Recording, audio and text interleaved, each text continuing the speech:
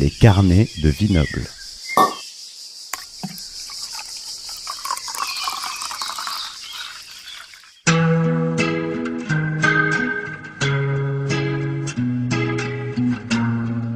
Jean-Louis Denoy, donc d'origine champenoise. Je suis vigneron installé en Languedoc depuis les années 80 et basé à Roquetaillade, à l'extrême sud-ouest du Languedoc, donc dans l'ouest audois.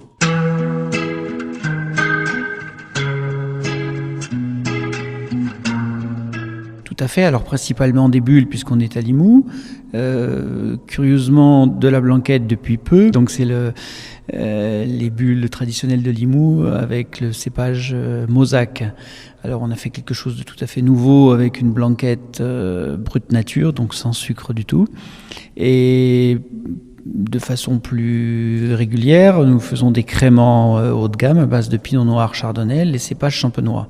En blanc, le chardonnay avec là où c'est Limoux blanc, et en rouge, toute une gamme à partir des cépages bourguignon pinot noir, mais également bordelais, cabernet et merlot, et puis une très jolie syrah dans nos vignes du Haut-Val d'Agly en Roussillon.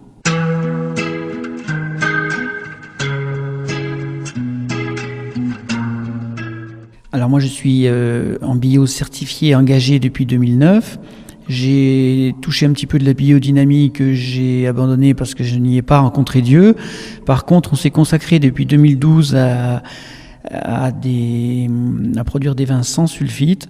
Tous nos vins sont produits sans sulfite à la base, mais 2 ou 3 vont jusqu'au bout sans sulfite, jusqu'au stade bouteille.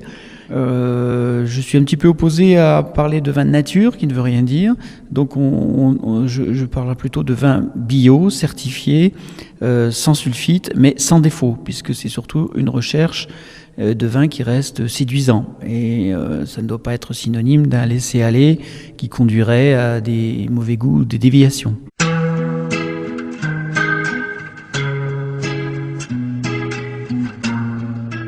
Alors au début, c'était la recherche d'aller un petit peu plus loin que le bio, aller au-delà du bio et de ne pas utiliser ce produit qui est un produit chimique tout de même, et qui ne serait probablement pas autorisé aujourd'hui si on venait à en demander l'agrément, mais c'est traditionnel. Voilà. Alors sans sulfite pour des raisons éthiques, également pour des problèmes de maux de tête, mais par contre on s'aperçoit depuis 4-5 ans, on a du recul sur les vins sans sulfite, que ça va plus loin en termes de style de vin, d'œnologie. On a des vins beaucoup plus souples, beaucoup plus veloutés, et qui évolue de façon très intéressante en 4-5 ans. Donc c'est très positif également sur le goût et sur les caractéristiques du produit.